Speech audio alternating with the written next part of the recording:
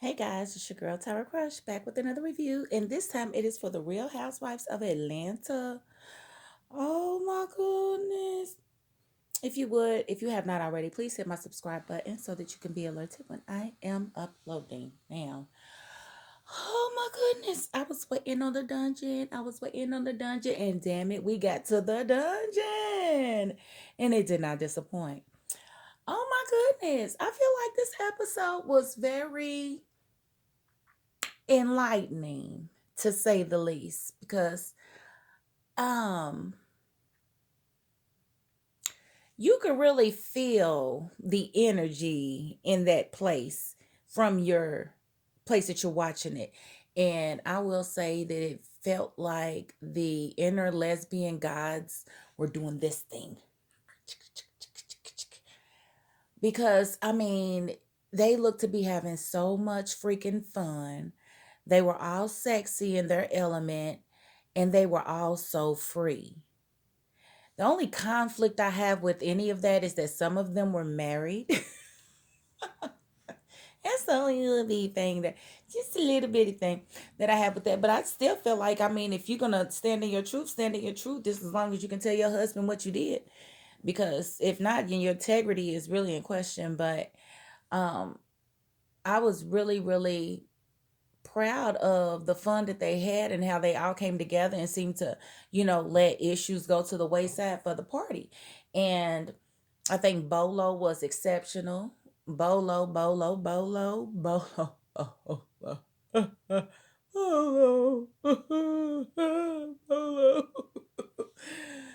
Why he can't come to everybody's house? All I want for Christmas is my own Bolo. No, I'm just playing.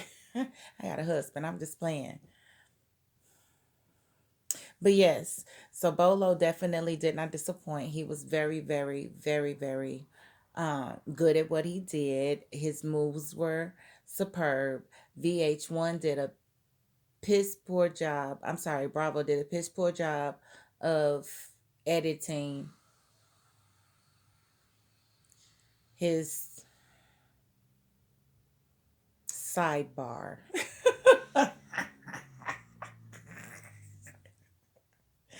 That boy blessed. That boy is blessed. He is blessed. But again, I don't know who wants all of that. Probably the woman who has no walls. But it is sure would be pretty to look at. And um, yeah, he was a lot. And y'all know he was a lot. And the way the ladies got the tripping, they say that male strippers have it way worse than female strippers because women are very, very aggressive, and those women were very aggressive. And the things that I was hearing, putting things together, I think a good handful of them had a very good time. And I don't really care who was in the room with Bolo getting their everything on. Apparently, that's what she wanted. She's a grown woman, and she got it. And yeah, it was. Very enlightening. And like, I've never been to a bachelor party that went like that, but now I see how some can go. And then it just makes me wonder, like, with all of them, I'm assuming identifying as straight for the most part, how can you be straight and then you turn around and be with women? It's okay. Do what y'all do. Y'all definitely look like y'all had fun, and y'all definitely ain't gonna stop because of me, and I don't got no problem with it. What floats your boat don't rock mine. And it was quite entertaining to watch. I even got a little bit, I was like, shoot, I want to do the oochie coochie now. It was like soft porn a little bit, you know? So, it is what it is. I've never been with a woman, but I definitely see that y'all know how to have a good time. So kudos to that. And Bolo, hey baby, sugar. Hey boy. But no, Bolo is nice to look at, but I don't recommend anybody really try to take all that because you're gonna mess your insides up. He gonna be up here somewhere. He gonna be up here tickling with your heart, and he gonna be like, I can't get away from him. Yeah, because can't nobody else follow him. But if they like it, I love it. I did appreciate Marlo in this episode, and it really makes me want to say, if y'all don't give Marlo her freaking peach, why doesn't Marlo have a peach? Why doesn't she have a peach? Y'all have given so many women a peach on this show that came after Marlo, and Marlo has been around since the beginning, just about making appearances, at least the second, first and second season. So I just really feel like it's a slap in her face unless she's denying it and saying I don't want that. I really feel like it's time to give Marlo a peach. She's got a whole storyline with her nephews that she's been taking care of, and she's fabulous. I mean, she travels. I mean, I don't understand why she don't have a peach. She needs to have a peach, and she's got businesses.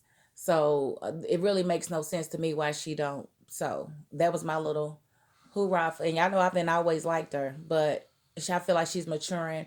I really did appreciate her and Kenya trying to bury the hatchet and try to move forward, because the cattiness, it kind of gets, I was like, how can you be so catty with somebody for year after year after year after year? That's a petty person. That is a petty, miserable person. If you've got something petty for somebody for so many years, over and over and over and over again, you never run out. I worry about your mental health. I definitely worry about your mental health. Um, Latoya, she really surprised me, and I had heard a rumor. Blogs be talking, but I heard a rumor that she was going to leave the show. I hope don't nobody leave the show. Everybody need to stay on the show, unless this bachelor party was so hot that it affected your relationship, and that person decided that they didn't want you to be on the show no more.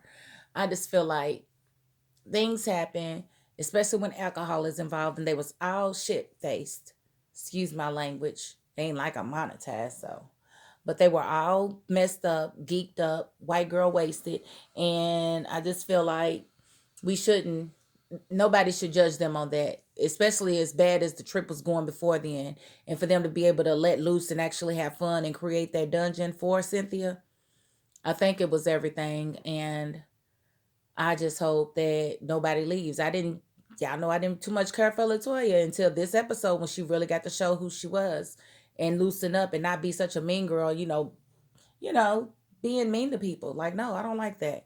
Be nice. Everybody's beautiful. Nobody needs to feel intimidated by the next one. You know what I'm saying? So that's that. And I think Kenya is a piece of crap for walking around trying to piece things together and figure out who did this and who was doing what and who was over here. Why, honey? If you, girl, worry about yourself.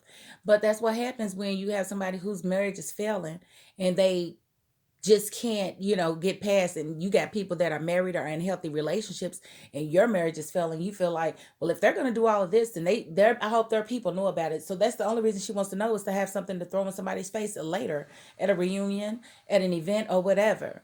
So I think it's really, really petty that she would throw this bachelorette party and then feel like she's going to take notes and run back and tell. No, that's just stupid. You don't ask nobody what they did. You didn't do it, so don't worry about it. It's none of your business, Kenya. Misery definitely loves company, but you ain't got to always call them over. I'm just saying. Leave them people alone. Let them girls have their fun. They all grown, and nobody looked like they was being forced to do anything. So it's a non issue. The only person they have to explain themselves to is is the person that they lay with, or the person they said vows to. They owe you nothing, Kenya. So the court and all of that was really ticking me off, because it's like, nah, let them ladies be free sexually. Let them be free. Let them do what they do. If that's what they do, let them do it. I just don't feel like it's anything that we should be gossiping about, or Kenya felt like she needed to have, because all she does is just load up her arsenal, and then she shoots you down when she needs to. So later for that. But that is about all I have to say about this episode. Again, it was definitely worth the wait. I feel like they drug the entire season out for this episode, and I think it was well worth it, and I'm so happy. So that is my $5.02. Peace.